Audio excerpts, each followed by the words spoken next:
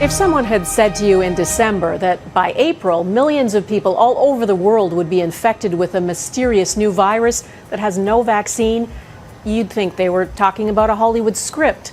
It's happened so fast, it almost doesn't seem real. Coronavirus pandemic. Coronavirus pandemic. Coronavirus. Coronavirus. The COVID-19 virus. The virus. The virus. COVID-19. The coronavirus. COVID-19. The apocalypse. We're going to a different place, which is a new normal. A new normal. A new normal. A new normal. A new normal. New normal. Embrace the new normals of social distancing and sheltering in place, all the physical isolation. The new normal. The new normal. The new normal. The new normal.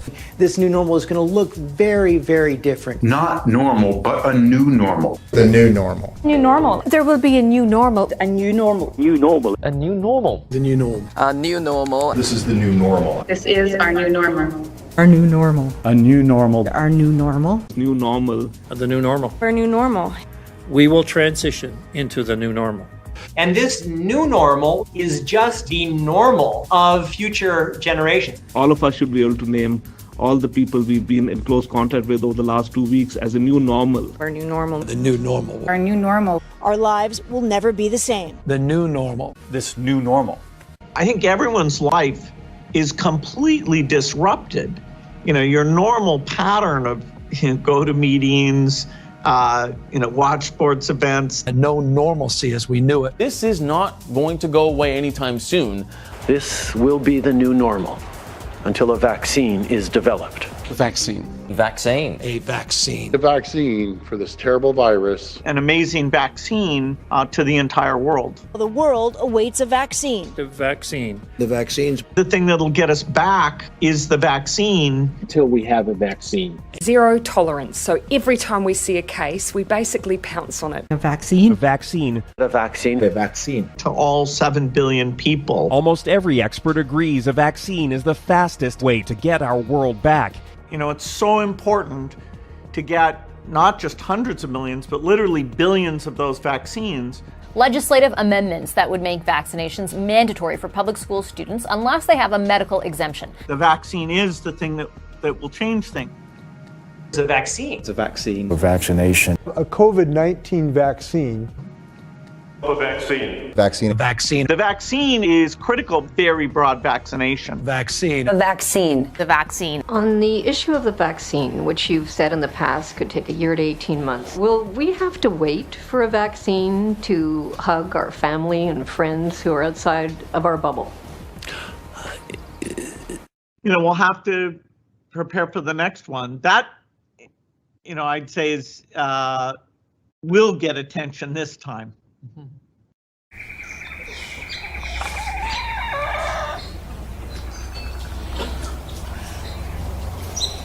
Hey, Billy. What's happening?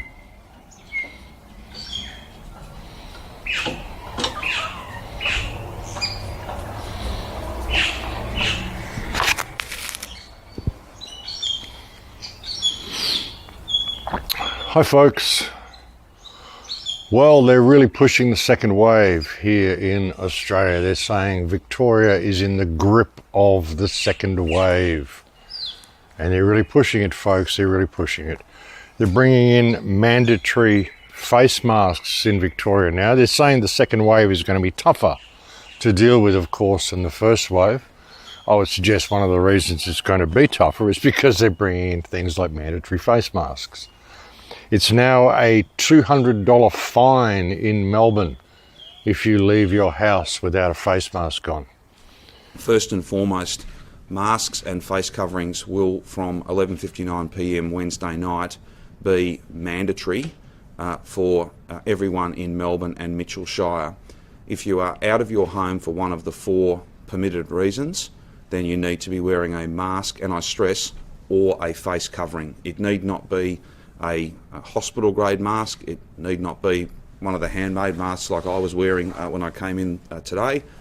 It can be a scarf, it can be a homemade mask. It's a relatively simple thing, but it's also about embedding behaviour that I think is going to be just as important on the other side of this second wave as it is in bringing these case numbers down.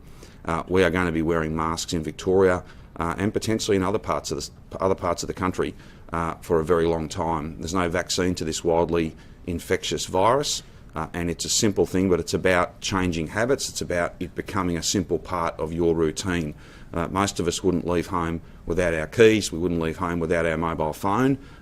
You won't be able to leave home without your mask, and then wear it where it is absolutely essential to stop the spread of this virus. So basically they're making you perform an action which is going to make you sick under the threat of punishment, under the threat of being fined if you do not adopt this procedure, which is going to inhibit your airflow, cause you to breathe your own viral load back into your body, and essentially make you sick. Of course, there are ways of avoiding the facial recognition and all the stuff they want to roll out with it, folks. There are certain procedures you could undertake. If you're forced to wear a mask, well, you could kind of go a little bit over the top with it. Some people are doing that. But this is just the beginning, folks. It's not going to go away. I said that months ago, this is not going to go away. They're going to release the lockdown a little bit, and then they're going to ramp it up even more. The way they've done with the border opening here in Queensland, how they've managed to open the borders, and really, it's more difficult to get through the borders now they've opened them than what it was when the borders were closed. Hey, Billy. It's quite remarkable how they're able to do that.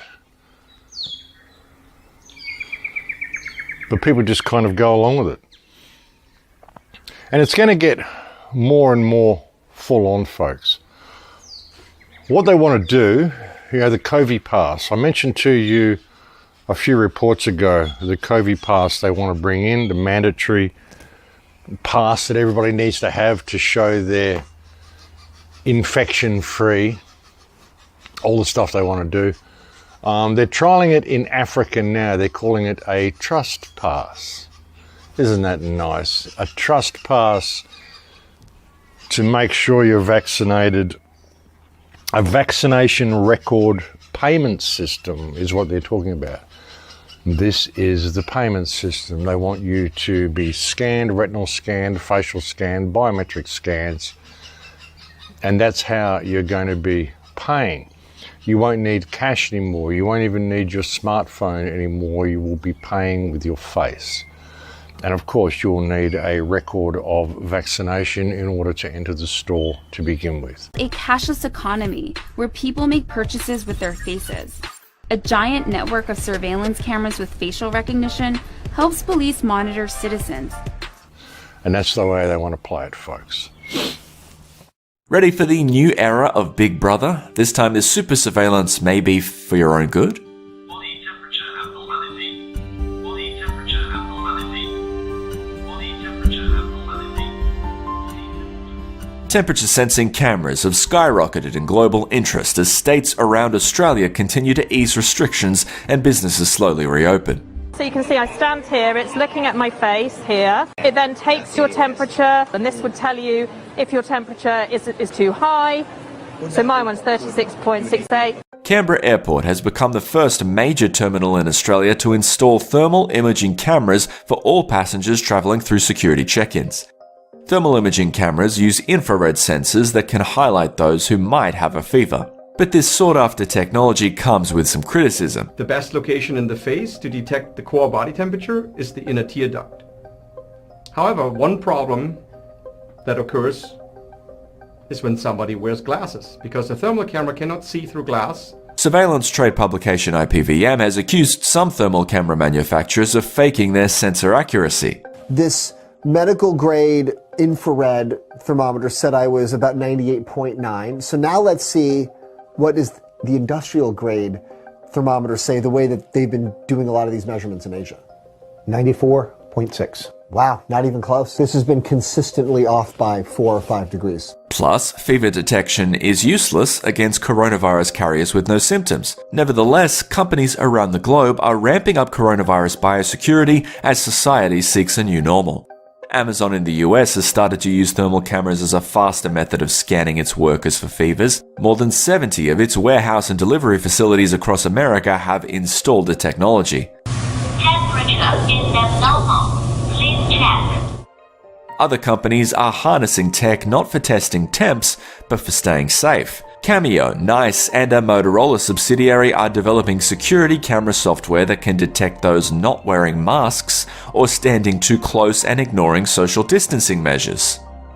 While this type of data might prove useful for governments and businesses in enforcing health advice around coronavirus, those filmed with rightful privacy concerns might be harder to persuade. Be more worried about how this technology might have what we sometimes call function creep, in that it is used and designed for one purpose, but then it gets repurposed for other things.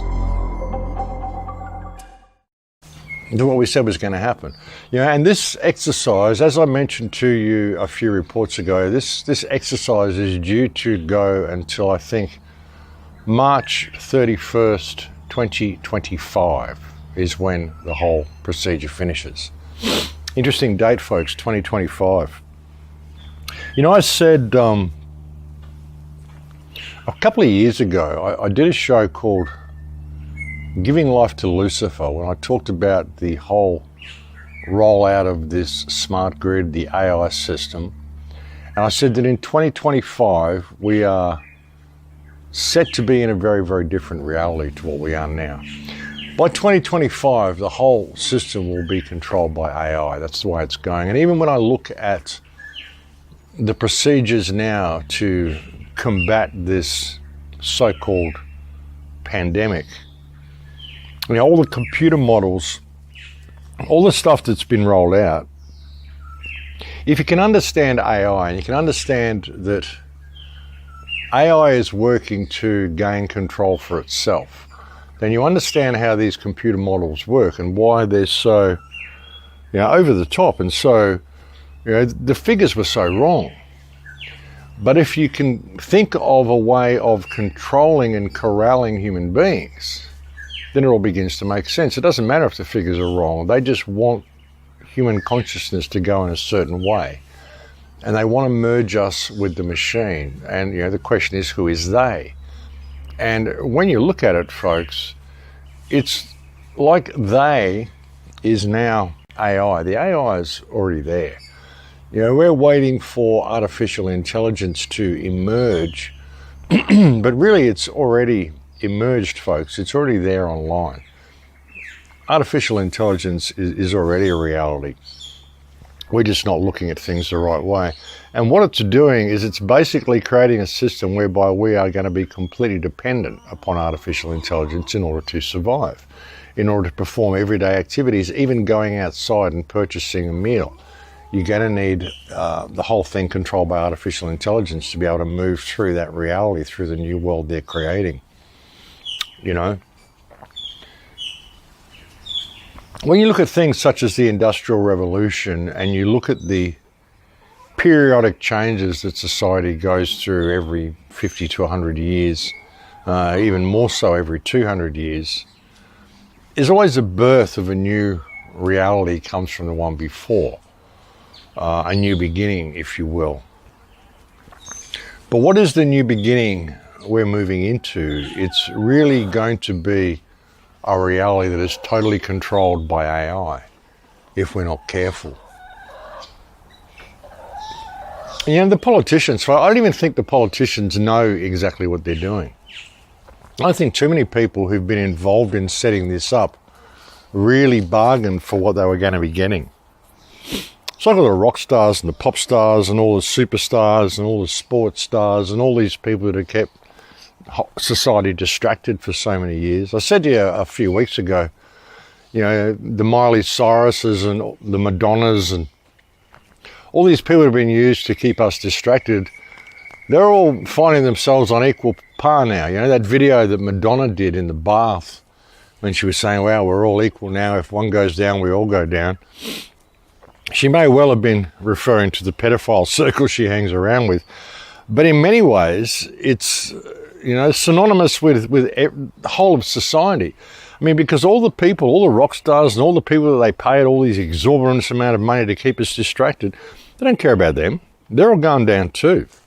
I said that a few weeks ago, you know, it'd be a bit of a shock for these people to find themselves all locked in their own houses, all having to deal with social distancing. Forget all that rock star world, all the pop star world, concerts and sports games and all that sort of stuff. It's not going to happen, folks. It's not going back to normal. People think that, you know, this is just a temporary thing. No, it's not. They'll find ways of extending it, but they've got to do it in ways that the people are going to go along with. So they've got to do it gradually like this, and they've got to do it under the guise of this pandemic. It's the only way they can really get away with it. It's the only way they can get people to buy into it. The only way they can get people to police each other. You get the soccer mums and the Karens and Aarons and all these superficial people to do what the government says and to enforce it upon the other people. Like I've said before, you know, even we awake people, it's all very well for us to be pushing back, but if we don't wake up the people around us, they're going to drag us into it, whether we want to go into it or not. There's also a new action called Protect Our Neighbours, folks. You know, they're wonderful, aren't they? They want you to spy on your neighbours, basically, folks. Like I said, all the sleeping masses are the ones who are going to drag us into this if we're not careful. So there's now a new program whereby you can protect your neighbours by keeping an eye on them and making sure they're social distancing. Basically spying on them and dobbing them in if they're doing the wrong thing under the guise of protecting them. Isn't that wonderful? All we need is a bit of anger, folks. What happened to anger? Now, there's such a thing as wholesome, righteous anger. And we need a little bit of that in the world today.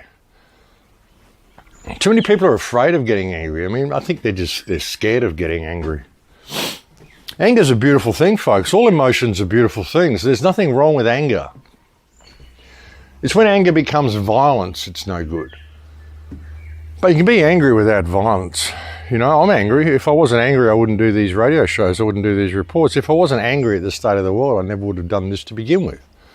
You know, every show I've ever done has been based in anger at what the parasites that are running the world have done to the world and what they're doing to humanity. And we need a bit more of that, folks. Wholesome, righteous anger. I mean, even Jesus went into the temple and overturned the tables of the money changers and whipped them out of the temple. There in the temple, he found people selling cattle, sheep, and pigeons, and also the money changers sitting at their tables.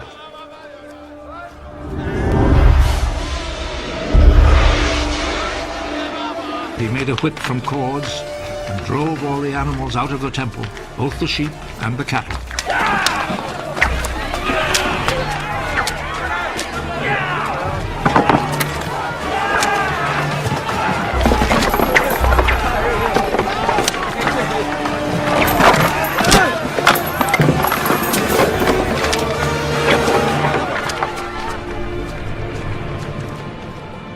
He overturned the tables of the money changers and scattered their coins. And he ordered those who sold pigeons, Take them out of here!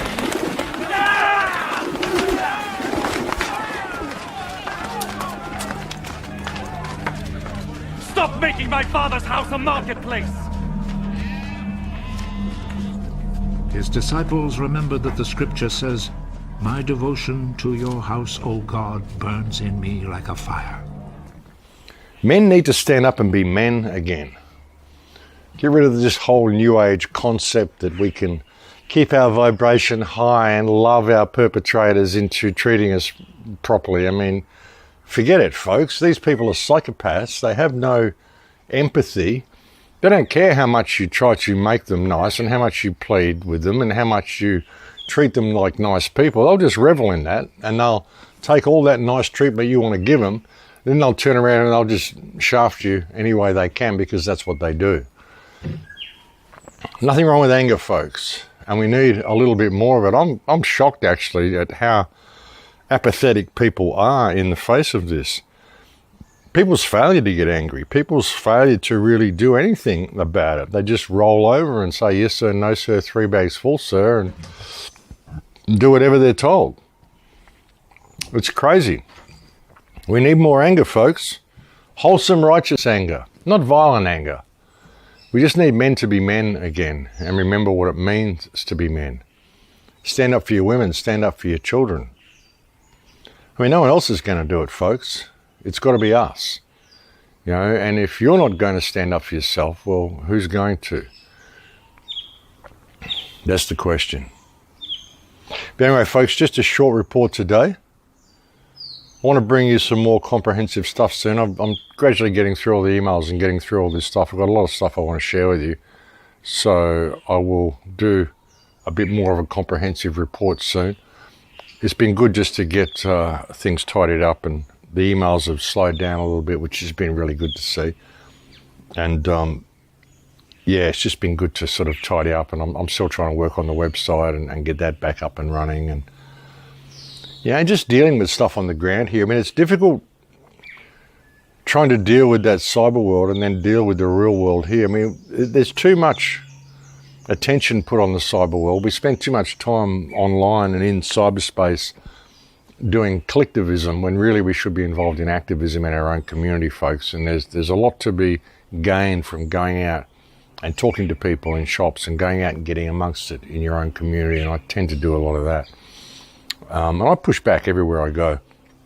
Anytime I see anyone wearing masks, anytime I see anyone saying they won't accept cash, I mean, I really push the issue. And, you know, we're seeing a lot of people in Australia pushing back, which is a good thing. They're really pushing hard in Victoria, though. As I said, it's the perfect state for them to do it in Victoria. It's the smallest state. You've got a reasonable amount of border to control. It's a good testing ground for the procedures they want to bring in. They're trying to spell it into New South Wales now and say there's hotspots developing in New South Wales. They'll use it as an excuse to keep the Queensland border closed. You know, they're doing what they can to continue to push this whole concept of the second wave. Of course, the more people they test, then the more people are going to test positive because they're just testing for RNA viruses and genetic material. And, you know, the people that are testing, the people that they're labeling as dying from COVID, and not even COVID deaths, and there's a lot of people speaking out about this now as well. The Health Secretary Matt Hancock has ordered an urgent review into how Public Health England calculates the daily death figures from coronavirus. Well, let's get more from Sky's Rob Powell, who is in Downing Street this morning. What's this all about, Rob? So this is about how Public Health England calculates who has died from coronavirus and who gets added, whose deaths get added on to that tally that we've grown used to seeing day by day, that currently stands at around 45,000. Now, the issue is that the way it's being counted at the moment means that if you are diagnosed, you test positive for coronavirus, even if you go into hospital, but then you recover and you come out, and then 2 months later, say, or a period of time later, you then die of something completely unrelated to coronavirus, your death will still be added to that coronavirus death tally. So the example that was given to me by a government source was basically if you had tested positive in February for coronavirus, you'd recovered, you'd been fine for the last few months, but then you'd been hit by a lorry or hit by a bus yesterday and died, your death would still be added on to that coronavirus tally, even though clearly, even though you may have had it, clearly your death is nothing to do with coronavirus at all. So essentially what this means is that tally that we've been used to getting from the government every day when they are updating us on death figures is likely to be out, is likely to be too high, which means that 45,000 figure that we are currently looking at in terms of deaths from coronavirus is likely to be wrong. Now, this doesn't affect when you're looking at excess deaths, a different way of counting deaths, and this doesn't affect the data that we get from the ONS. There's a couple of different sources of data for coronavirus deaths. The ONS figures are likely to still be accurate, but in terms of the actual count that Public Health England and the government rely on, Well, that now looks to be inflated. So this urgent review has been ordered by the Health Secretary to basically try and sort out this issue and to try and establish actually by how much they have been overcounting their deaths. Hugely embarrassing for the government, especially after some of the ordeals that we've seen in terms of counting test data. It now seems that arguably the most crucial figure in this whole coronavirus pandemic, how many people have actually died from the virus, the government's own figures could be way out. And this is happening everywhere. It isn't just in the UK. It's happening in the United States. It's happening in Australia. All deaths are basically being labelled as COVID deaths now, whether they are or not. All you have to do is test positive for this genetic material in your body, and they'll say you've got COVID-19, and it doesn't matter if you get hit by a truck. They'll still put you down as a COVID-19 death simply because you tested positive for this genetic material at some stage, and they don't even know if the genetic material you tested positive for is actually COVID-19 because there's never been a Koch's postulate done. They've never isolated or actually identified this virus as actually existing. So the whole thing's just a big scam, folks. But, you know, that's why they're getting their second wave, because they're pushing this testing. They're making the testing mandatory. And anybody they test is pretty well going to come up positive. I mean, if a pawpaw can come up positive, if engine oil can come up positive, if you can send tests in that haven't even had anybody's, sample put on them and they still come back positive, then pretty well anybody and anything is going to test positive, folks. Most people who've had a flu vaccine will test positive. So that's how they're getting their second wave. It's just media driven, media and government driven. There is no second wave because there wasn't a first wave. There is no pandemic, folks. It's a complete scam. It's all about crashing the world economic system. And it's going to get crazier and crazier yet. Excuse me, COVID, folks. But it's going to get crazier and crazier yet. This whole economic system, it's going to go down so hard. The government's now saying, oh, we may have misjudged how bad the economic situation is going to be. No, they haven't misjudged anything. They already knew how bad the economic situation was going to be, which is why they did all this, to cover up how bad the economic situation is going to be. They have to crash the economy, but provide an excuse for it to crash that doesn't look like it was them when it was.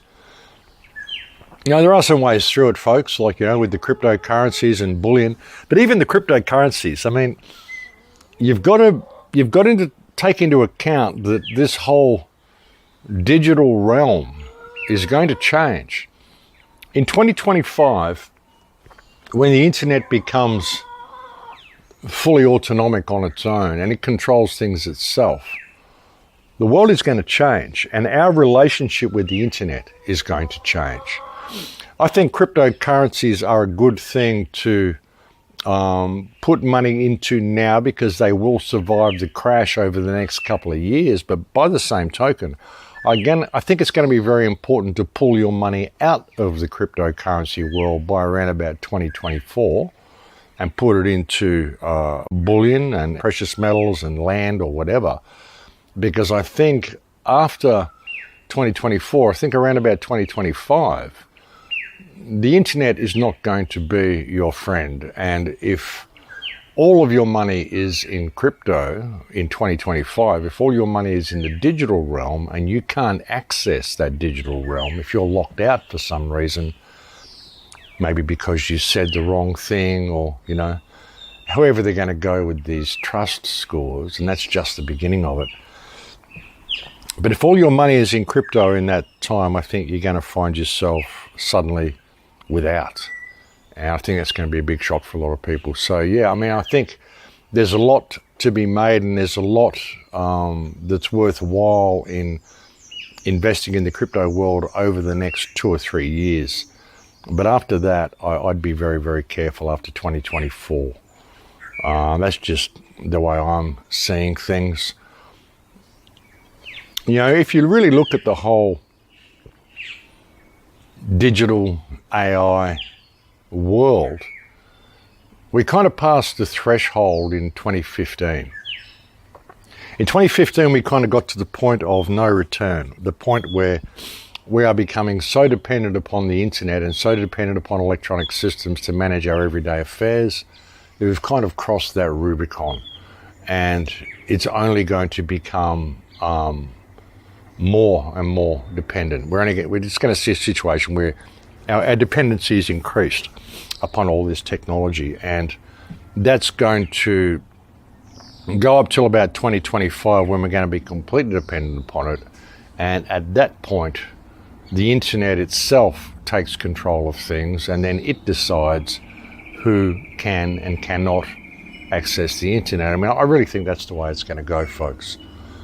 And so I think, yeah, there's gains to be made in the short term with crypto and with digital, but I think it's really important that people get back in touch with their life skills and continue to develop strong communities around them and prepare to step out of the system altogether, or at least be ready to be able to step out of the system around about 2025, because, you know, I think that is our window of opportunity. The next 5 years are going to be very, very telling, folks. The next 5 years are going to see a complete restructuring of this entire social system, and it's going to be worldwide. There's no countries that are going to escape from this. It's the entire world is going to go through this change, folks.